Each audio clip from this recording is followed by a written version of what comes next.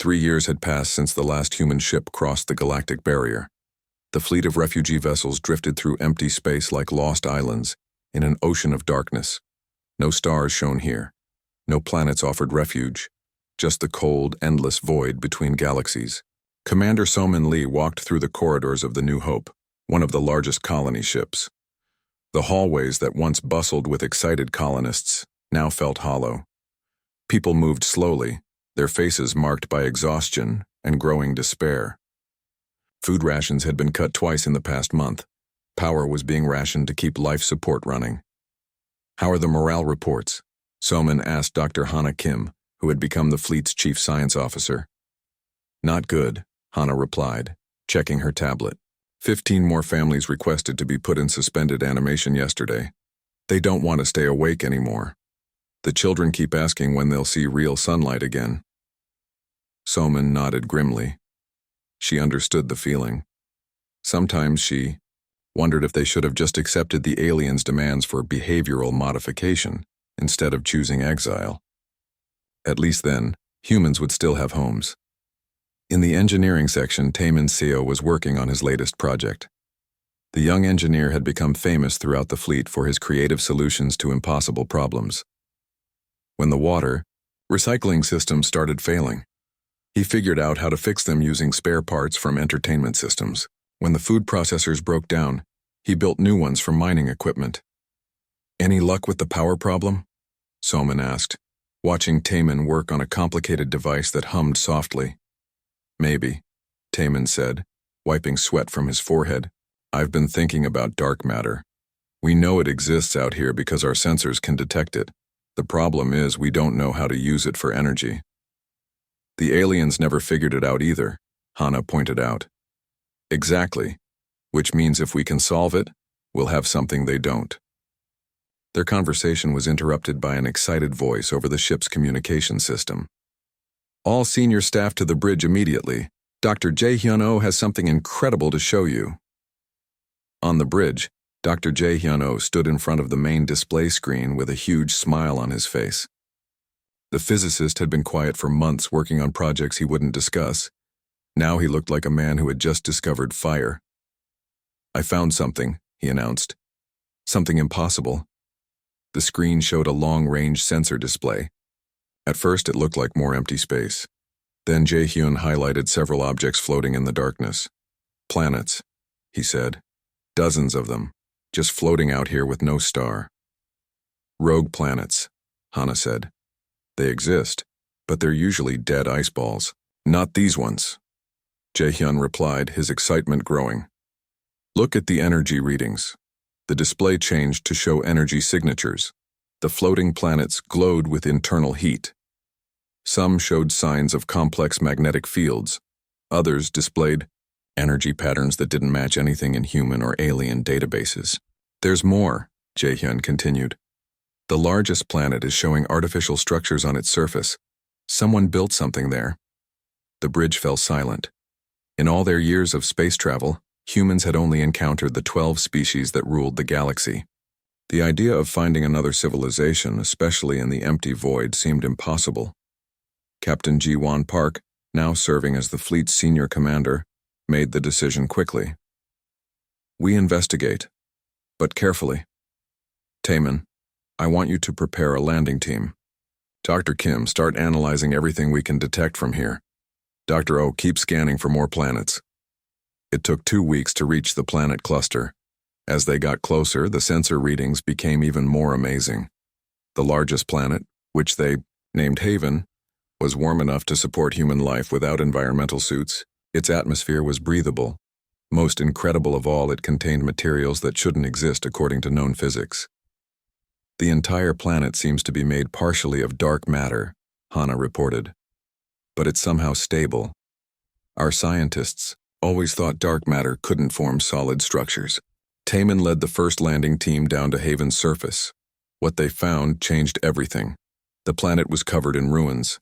Massive structures made of dark metal rose from purple grasslands under a sky filled with strange, slow-moving lights. The buildings were clearly artificial, but their design was unlike anything humans or aliens had ever created. They seemed to flow like frozen water, with no straight lines or sharp corners. The architecture is completely organic, Taman reported over his radio. It's like someone grew these buildings instead of building them. At the center of the largest ruin, they found something that made everyone's breath catch, a chamber filled with floating crystals that pulsed with internal light. When Taman approached one of the crystals, it began projecting images into the air. The images showed star maps, mathematical formulas, and technical diagrams for devices that seemed to work by manipulating space itself. Most importantly, they showed how to use dark matter as an energy source. "This is a library," Dr. Hanna said when she saw the recordings.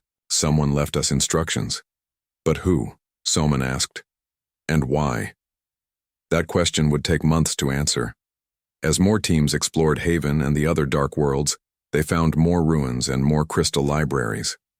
Slowly, a picture emerged of the mysterious civilization that had once lived here. They called themselves the Firstborn. They had ruled the galaxy billions of years ago before any of the current species evolved. Their technology was so advanced that they could manipulate matter and energy at the fundamental level. They could create planets, move stars, and travel between galaxies as easily as humans walked between rooms. But something had happened to them. The final crystal libraries told a story of a great departure. The Firstborn had decided to leave this galaxy entirely, traveling to distant parts of the universe. Before they left, they prepared these dark worlds as a gift for whoever might find them next. The instructions were clear. The dark worlds were meant for species that had been rejected by the galaxy, exiles and outcasts who needed a new home. The Firstborn had once been exiles themselves, cast out by an even older civilization. They understood what it meant to be alone in the darkness. Using the Firstborn's knowledge, humanity began to rebuild. The dark matter technology allowed them to create energy from nothing. They could grow new materials by rearranging atoms. They could build ships that moved faster than anything in the galaxy. Within a year, the refugee fleet had become a thriving civilization. The floating cities of Haven glowed with warm light under the strange sky. Children played in gardens that grew from pure energy. Scientists worked with tools that seemed like magic. Taman had become the chief engineer of humanity's first dark matter reactor. The massive device floated above Haven's surface, converting empty space into useful energy. It provided more power than the entire human fleet had possessed before the exile. "The aliens thought they were punishing us," he told Somin as they watched the reactor's gentle glow. "But they gave us the greatest gift in the universe. They gave us freedom." Somin smiled for the first time in years. Around them, human civilization was growing stronger every day. Ships moved between the dark worlds carrying supplies and people. New colonies were being established on planets made of materials that didn't exist in the regular galaxy. "They're going to regret exiling us," she said. "Oh yes," Taman agreed. "They definitely are." 25 years had passed since humanity discovered the dark worlds. The refugee fleet was now a memory, replaced by something the galaxy had never seen before: the Shadow Empire. Admiral Hayan Park stood on the observation deck of the Void Dancer, watching her patrol fleet move through space around Haven. The ships looked nothing like the old human vessels. They were sleek and dark, built from materials that seemed to absorb light itself. They moved without visible engines, gliding through space like living things. Hayan was Captain Jiwan Park's daughter, born during the early years of exile. She had never seen the galaxy that cast out her people, but she had grown up hearing stories of humanity's former home. Now at 30 years old, she commanded the most advanced fleet in known space. "Admiral," came a voice from her communication device. "Chancellor Ki-Hun Nam is requesting your presence in the capital for an important meeting." "On my way," Hayan replied, stepping into a transport pod that would take her to Haven's surface. The capital city of New Seoul floated 3 kilometers above Haven's purple grasslands. The entire city was held in the air by dark matter manipulation fields, its buildings growing upward like crystal trees. Streets of pure energy connected floating platforms where millions of humans lived and worked. In the center of the city stood the Shadow Palace, humanity's seat of government. It was beautiful and impossible, a structure that seemed to be made of solid light.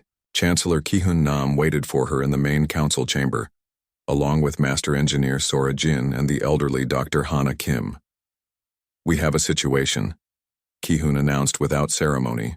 "A coalition scout ship has been detected at the edge of our territory." Haeun frowned. "How is that possible?" "The galactic barrier should prevent any alien ship from reaching us." "That's what we thought too," Sora said. The master engineer was Taemin's former student, now in charge of all Shadow Empire construction projects. "But this ship appears to have gotten lost. Its navigation systems failed and it drifted through a weak point in the barrier." Dr. Hana, now in her 80s but still sharp, leaned forward in her chair. "The pilot is unconscious.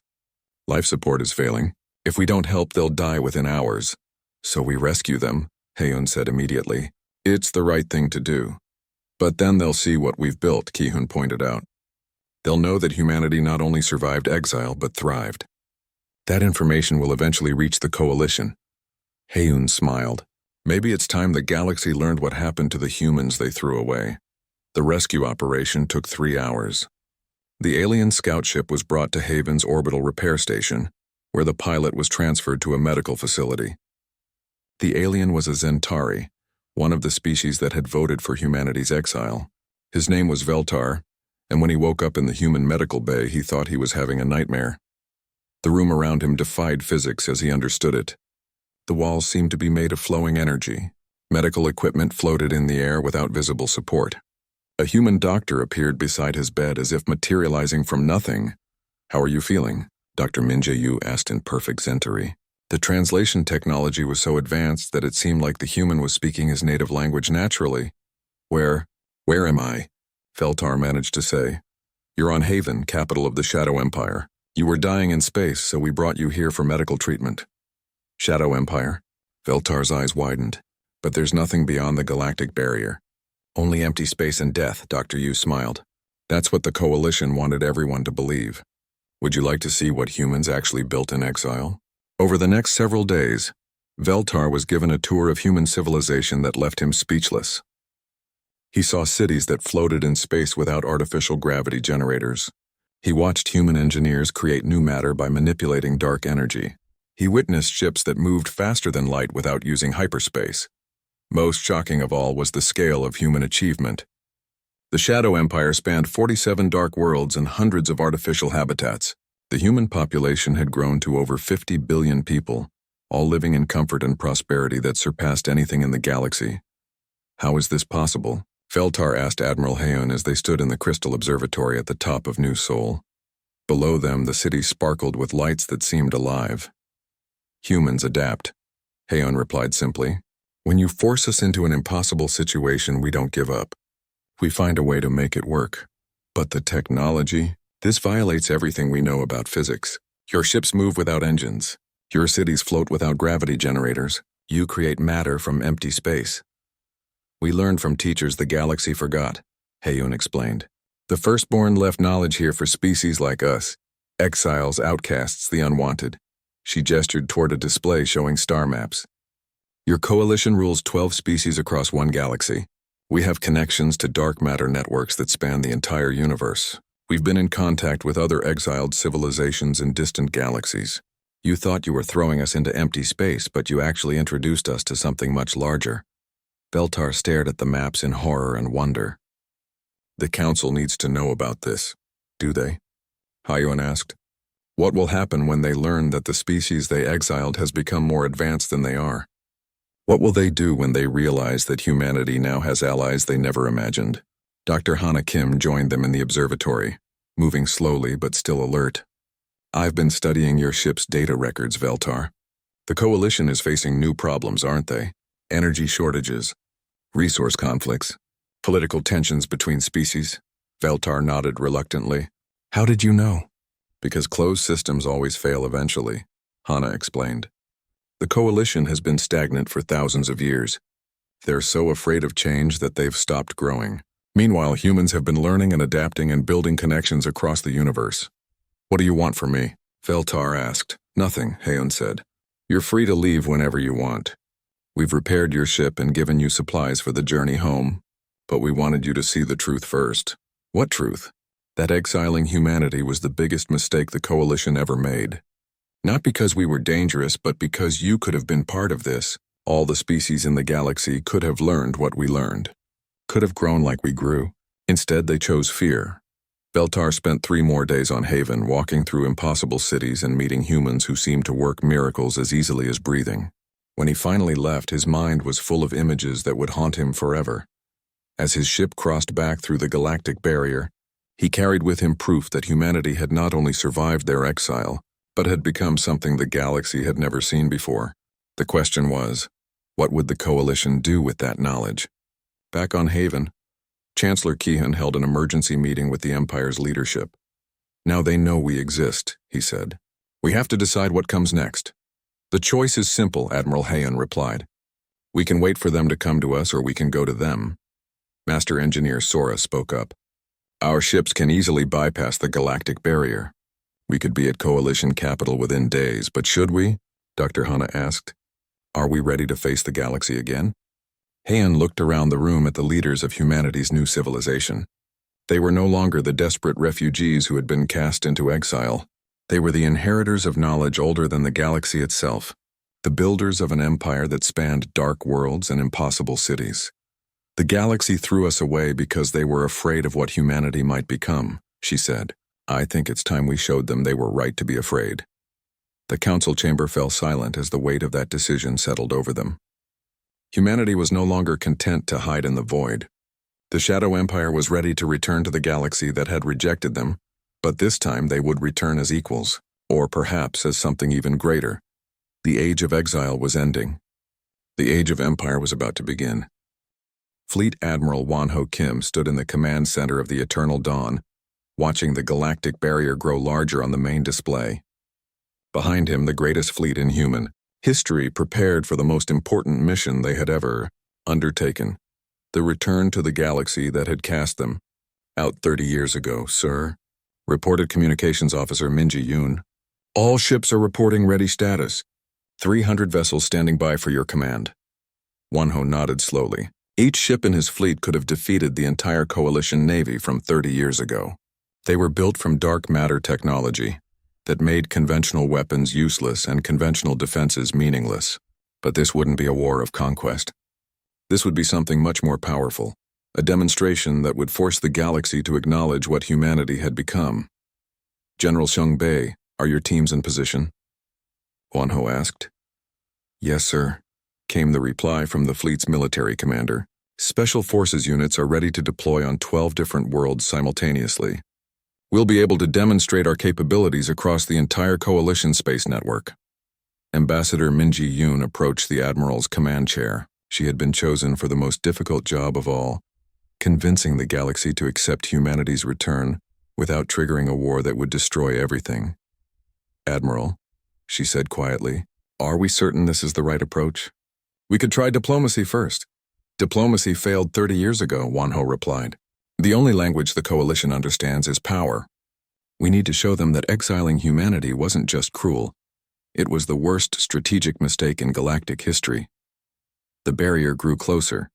It shimmered with energy fields designed to keep any ship from passing through. The Coalition had maintained it for 3 decades, confident that it protected them from whatever had happened to the humans in the void. All ships, Wanho announced over the fleet communication system, initiate phase transition. The human fleet didn't try to break through the barrier. They didn't need to. Using dark matter manipulation technology, the ships simply shifted their molecular structure to exist partially outside normal space. The barrier that had trapped humanity for 30 years became as meaningless as a wall of light. 300 human ships materialized inside Coalition space. Immediately, every alarm system in the galaxy began screaming. Coalition defense networks detected the sudden appearance of unknown vessels using impossible technology. Panic spread from world to world as reports flooded in. Unknown fleet detected near Zentara Prime. They appeared from nowhere. Sir, the energy signatures don't match anything in our databases. How did they get past the barrier? That's supposed to be impossible. At Coalition Central Command, Chancellor Vorthak stared at the tactical display in horror. The human fleet hung in space just outside the capital world's defensive perimeter, making no aggressive moves but clearly demonstrating that they could be anywhere they wanted to be. Hail them, Vorthak ordered. Ambassador Minji's face appeared on the main screen. She looked calm and confident, nothing like the desperate human diplomats who had pleaded for mercy 30 years ago. "Greetings, Chancellor Vorthak," she said in perfect Zentari. "I am Ambassador Minji Yoon of the Shadow Empire. We have returned to discuss the future of human coalition relations." "Shadow Empire?" Vorthak's voice shook. "You are the humans we exiled. But that's impossible. Nothing can survive beyond the galactic barrier. Many things that you consider impossible have become routine for us," Minji replied. "We would like to arrange a meeting to discuss new diplomatic arrangements. I trust our arrival has demonstrated that the old arrangements are no longer adequate." Before Vorthak could reply, new alerts began flooding the command center. Human ships had appeared simultaneously above 11 other coalition capital worlds. Each fleet was performing demonstrations that defied every law of physics the coalition understood. Above the Korthani homeworld, human ships were manipulating gravity itself. They lifted a small moon from its orbit and gently moved it to a different position, then put it back exactly where it belonged. The entire process took less than an hour. Above the Velton colonies, human engineers were transmuting matter in real time. They took an asteroid made of iron and converted it into gold, then into platinum, then into pure energy, then back into iron. All while broadcasting the process on every communication frequency. Above the Drakmari systems, human ships demonstrated their speed capabilities. They traveled from one end of the star system to the other in minutes, moving faster than light without using hyperspace technology. "How are they doing this?" demanded Science Advisor Kriltak. "Their ships show no conventional engine signatures," reported the sensor operator. "No hyperspace generators. No gravity manipulators. They seem to be altering the fundamental properties of space itself." Chancellor Vorthak slumped in his command chair. In 30 years of exile, humanity had somehow developed technology that made the coalition look like children playing with sticks. "What do you want?" he asked Ambassador Minji. "A meeting," she replied. "But this time it will be held under our terms. We will construct a neutral facility at the coordinates we're sending you. Council representatives may attend if they wish to discuss the new reality of galactic politics." The communication ended, leaving the coalition leadership in stunned silence. General Seung Bae coordinated the construction from his flagship. Using dark matter manipulation technology, human engineering teams built a massive space station in empty space between galaxies. The entire process took 18 hours. The station was beautiful and impossible. It looked like a crystal palace floating in the void, its walls made of materials that seemed to capture and reflect starlight from galaxies millions of light-years away. It had artificial gravity for all known species types, breathable atmosphere for every coalition race, and technology that provided perfect translation between any languages. "How did they build this so quickly?" asked Dr. Keval Tiran, the coalition's chief scientist, as her shuttle approached the station. "Their entire fleet worked together," reported her pilot. "They seemed to create the materials from empty space and assemble them using some kind of force fields. Our sensors couldn't track the construction method." Inside the station, Ambassador Minji waited in a conference room that was larger and more impressive than the coalition's own council chamber. When the 12 alien representatives arrived, they found themselves seated at a curved table that seemed to be carved from a single enormous crystal. "Thank you for coming," Minji said, rising to greet them. "I know this must be difficult for you. What do you want?" Chancellor Vorthak asked bluntly. "To offer you a choice," Minji replied. "You can acknowledge the Shadow Empire as an equal power and negotiate new treaties that benefit everyone. Or you can continue to pretend that the old order still exists while we build our own galactic civilization alongside yours." "You're threatening us," accused Councillor Brindar of the Althari. "No," Minji said calmly. "We're stating facts. Humanity now controls territory beyond your reach, technology beyond your understanding, and alliances you never imagined. We don't want to conquer the galaxy. We want to be part of it, but we will not be exiled again." Science Advisor Kriltak leaned forward. "What alliances? There are no other civilizations in the void." Minji smiled and activated a holographic display. It showed star maps spanning multiple galaxies connected by networks of dark matter bridges. Dozens of different species were highlighted, all of them exiles who had found each other in the spaces between galaxies. "You thought exile was a punishment," Minji explained. But it was actually an invitation to join something much larger than any single galaxy. The firstborn left these networks for species like us, outcasts, innovators, the ones who don't fit into rigid systems. The coalition representatives stared at the display in growing horror. They had spent millennia believing they were the pinnacle of galactic civilization. Now they were learning they were just one small, isolated group in a universe full of wonders they couldn't imagine. "What are your terms?" Vorthak asked finally. "Simple," Minji replied. "Humanity gets full membership in the coalition. 3 seats on an expanded council of 15. Free passage for human ships throughout coalition space. In exchange, we'll share certain technologies and provide protection against external threats." "External threats?" asked Counselor Ythgara nervously. "Oh yes," Minji said. "The universe is full of dangers that the coalition has never faced. Hostile intelligences from dark galaxies, machine empires that consume entire star clusters, ancient weapons left by civilizations that died before your species evolved. The Shadow Empire and our allies have been dealing with these threats for decades. And if we refuse your terms," Minji shrugged, "then we continue building our own civilization. We establish colonies in the empty spaces around your territory. We offer alternatives to species who want something better than the coalition's stagnant system. Eventually, the galaxy will have 2 competing powers instead of 1. The silence stretched for long minutes as the coalition representatives realized their situation. Humanity hadn't just survived exile. They had become something far more powerful than the civilization that had cast them out. Finally, Chancellor Vorthak spoke.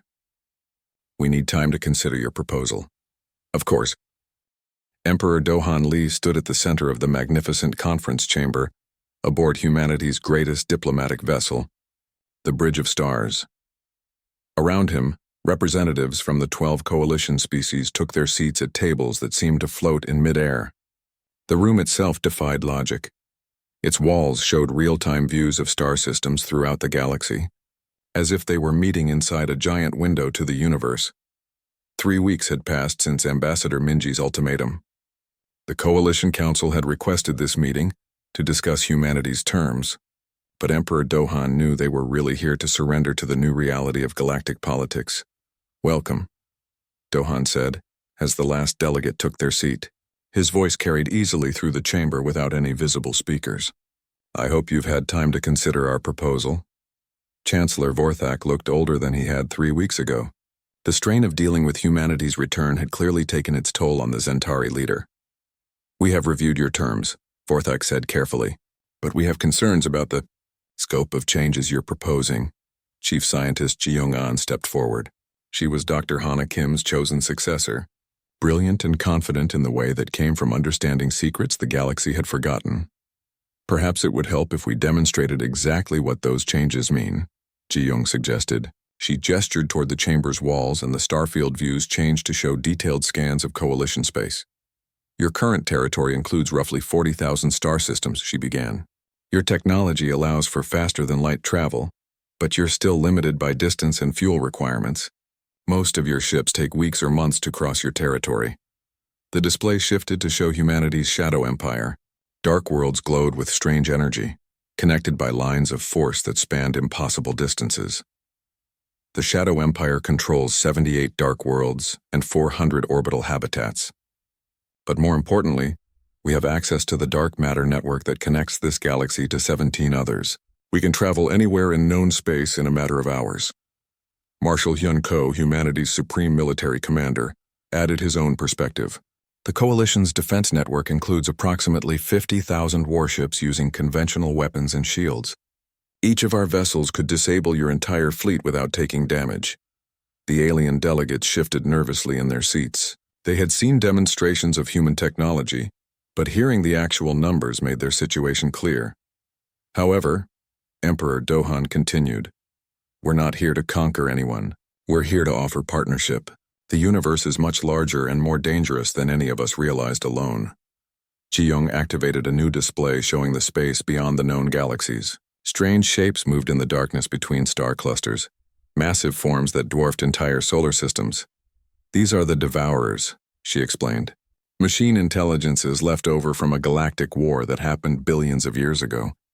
They're slowly making their way toward this galaxy cluster, consuming everything in their path. At their current speed, they'll arrive here in approximately 200 years.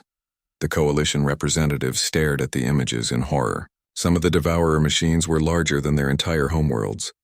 The Coalition's current technology cannot stop them, Marshal Hyun said bluntly. But the combined resources of the Shadow Empire and the galactic civilizations might be enough. You're saying we need each other, observed Counselor Brindar. Exactly, Emperor Dohan replied. Humanity learned something important during our exile. Cooperation isn't just about being nice to each other. It's about survival. The species that work together thrive. The ones that isolate themselves die alone. Dr. Evil Korthani, the Coalition's chief medical officer, spoke up. What guarantees do we have that humanity won't simply take over once we agree to your alliance? Jiyoung smiled. Because we don't want to rule the galaxy. We want to explore the universe. There are thousands of other galaxies out there, each with their own civilizations and challenges. The Shadow Empire's real goal is to build bridges between all of them. She activated another display showing the vast network of exiled civilizations that humanity had discovered. Each species had their own story of rejection and growth, their own unique contributions to the growing intergalactic community. Every species that gets exiled from their home galaxy eventually finds the dark matter networks, Jiyoung explained. Over millions of years, we've all been building something together. A civilization that spans the entire universe. Emperor Dohan stepped forward. The Coalition can be part of that. Or it can remain isolated in this single galaxy, while the rest of the universe moves forward without you. The chamber fell silent as the weight of the decision settled over the alien delegates. They were being offered the chance to join something incredible, but it meant admitting that exiling humanity had been a catastrophic mistake. Finally, Chancellor Vorthak spoke. What exactly are you proposing? A new treaty, Emperor Dohan replied. The Coalition becomes the Galactic Federation. Humanity gets 3 seats on a council of 15. All species have equal voice in major decisions. In exchange, we share dark matter technology, provide defense against external threats, and open the gateway to intergalactic civilization. And if we refuse? Then we establish our own colonies in the empty spaces around your territory. We offer citizenship to any individuals who want to join us. Eventually, this galaxy will have 2 separate civilizations instead of one united federation. Marshal Hyun added, but the Devourers will still arrive in 200 years, and you'll face them alone. The negotiations took 3 days. The Coalition delegates argued among themselves, consulted with their home governments, and struggled to accept the new reality. But in the end, the choice was obvious. On the 4th day, Chancellor Vorthak stood before Emperor Dohan and formally signed the Treaty of Stars. The Coalition was dissolved. The Galactic Federation was born. 6 months later, Captain Ji-won Park stood on the observation deck of the Harmony's Edge, the same ship that had carried her to humanity's trial 30 years ago. But now the ship was docked at Earth's orbital station, and Earth was the capital of something no one had imagined back then. The planet below glowed with lights from 1 billion cities. Ships moved constantly between Earth and the other worlds of the Federation, carrying people and goods and ideas. But most incredible of all were the dark matter gates that hung in space around the planet like massive rings of light. Through those gates, travelers could reach any galaxy in the known universe.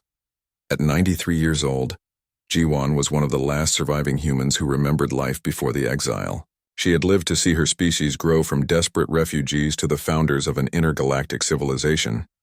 Captain, said a young voice behind her. She turned to see her great-granddaughter, Ensign Yuri Park, approaching with a tablet full of reports. The first exchange students from the Andromeda civilizations have arrived, Yuri reported. And the Federation science teams have successfully tested the first dark matter reactor. Ji-won smiled. How are the other species adapting to the new technology? Better than expected. The Zentari are particularly excited about intergalactic exploration. Chancellor Vorthak says they want to be the first Coalition species to establish colonies in a neighboring galaxy. Good for them, Ji-won said. Fear held them back for too long. She looked out at the busy space lanes around Earth. Human ships worked alongside alien vessels, all of them using technology that would have seemed impossible just decades ago. Children from 12 different species played together in the orbital habitats. Scientists shared discoveries that pushed the boundaries of knowledge further every day. Do you ever regret it? Yuri asked. Being exiled, I mean. All those years of hardship and uncertainty. Jiwan considered the question seriously. Regret is the wrong word, she said finally. The exile was cruel and unfair, but it was also the best thing that ever happened to humanity.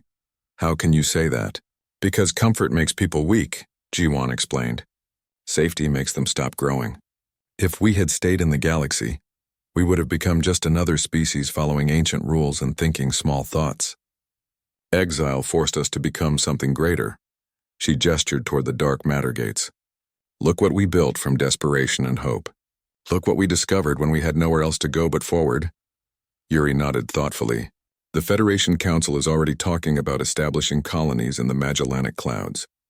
They want humanity to lead the expedition. Of course they do, Jiwan said with pride. We're the ones who know how to survive in impossible places. We're the ones who turn exile into opportunity. A soft chime indicated an incoming message. Yuri checked her tablet and smiled. It's from the Deep Survey mission. They've made contact with another exiled civilization in the Virgo cluster. The Catherni were cast out of their galaxy 800 years ago for being too curious about forbidden knowledge. Sounds familiar, Jiwan laughed. I suppose we'll be welcoming them to the network soon. The meeting is scheduled for next month. They're sending a delegation through the dark matter bridge. Jiwan looked out at the stars one more time. Somewhere out there, thousands of light years away, another species was learning that exile wasn't the end of their. Captain Jiwan Park stood on the bridge of the Harmony's edge, watching the massive space station grow larger on the main screen. The Coalition Central Command looked like a giant metal flower floating in the darkness of space. Its silver petals spread wide, each one representing one of the 12 alien species that ruled the galaxy. Today, humanity would learn its fate, Captain. We're receiving docking instructions, said Lieutenant Hana Kim from her station. Her voice was steady, but Jiwon could see the worry in her dark eyes. Follow their lead, Hana. Let's not give them any more reasons to call us difficult. The docking process took 30 minutes. Everything had to be perfect. Every move had to follow exact protocols. The aliens were very particular about rules, and humans had already broken too many of them. Jiwan walked through the station's long corridors with Dr. Hana Kim and Counselor Yuna Kang. The walls were smooth and white, designed to make everyone feel small. Alien security guards watched them pass. Their eyes were cold and unfriendly. Remember, Yuna whispered, let me do the talking. Don't react to anything they say, no matter how unfair it sounds. The council chamber was enormous. 12 curved platforms rose from the floor like massive thrones. On each platform sat a representative of the galaxy's ruling species. At the center of the room stood a small human podium that looked tiny compared to everything else. Chancellor Vorthak of the Zentari spoke first. His voice boomed through hidden speakers. We gathered today to address the problem of humanity. In the 100 years since their introduction to galactic society, humans have proven themselves to be dangerous and unpredictable. Jiwan's hands tightened into fists, but she kept her face calm. The evidence is clear, continued Vorthak. Human exploration teams have entered forbidden zones 17 times. They have developed weapons technology without permission. Their merchants have disrupted trade routes that have been stable for thousands of years. They refuse to accept the natural order of things. Another alien, tall and thin with blue skin, stood up. The humans are like children with fire. They do not understand the damage they cause. Last month, a human science team nearly destabilized a star while testing their new energy devices. We were trying to help, Hana whispered, but Jiwon quickly placed a hand on her arm. One by one, the 12 species presented their complaints. Humans were too fast to adapt, too quick to change, too willing to question ancient laws, too eager to explore dangerous places, too creative with technology, too independent in their thinking. Finally, Yuna was allowed to speak. She walked to the small podium in the center, looking brave despite being surrounded by giants. Honored counselors, she began, humanity admits we are different. We are young compared to your great civilizations. We make mistakes because we are still learning.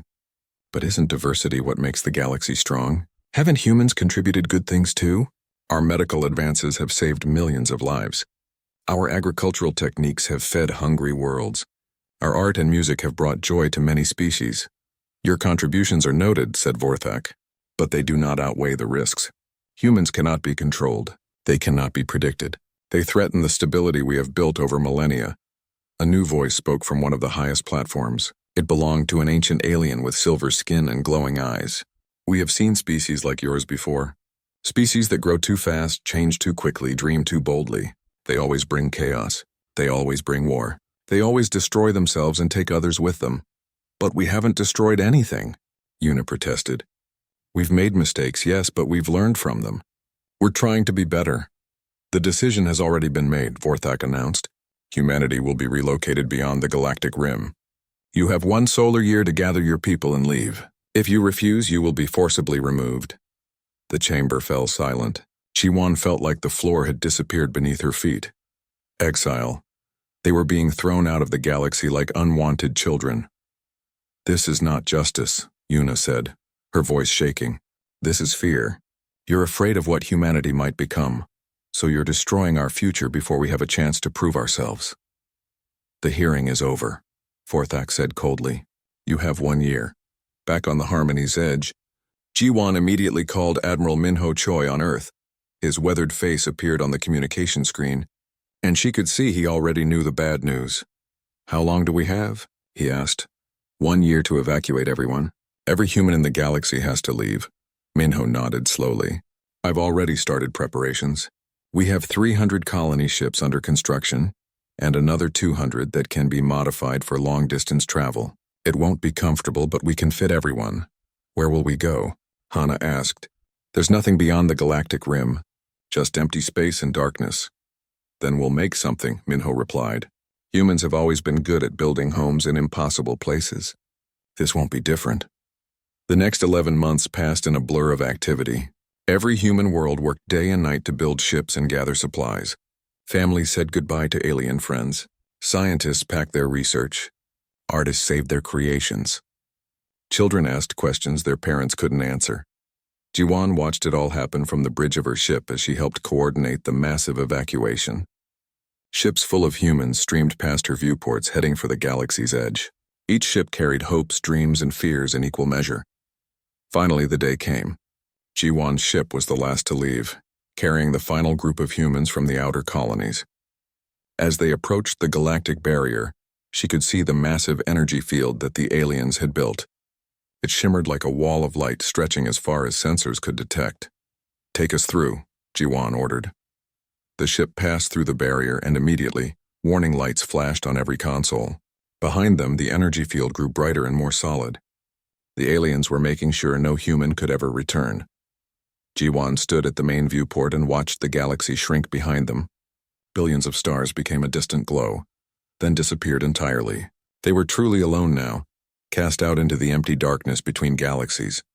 What do we do now, Captain? Hana asked quietly. Jiwan looked around at her crew. They were scared, but they were still here. Still fighting, still human. Now we prove them wrong, she said. We show the galaxy that exiling humanity was the biggest mistake they ever made. The ships flew on into the darkness, carrying humanity toward an uncertain future. Behind them, the galaxy continued its ancient routines, confident that the human problem had been solved forever. They had no idea how wrong they were.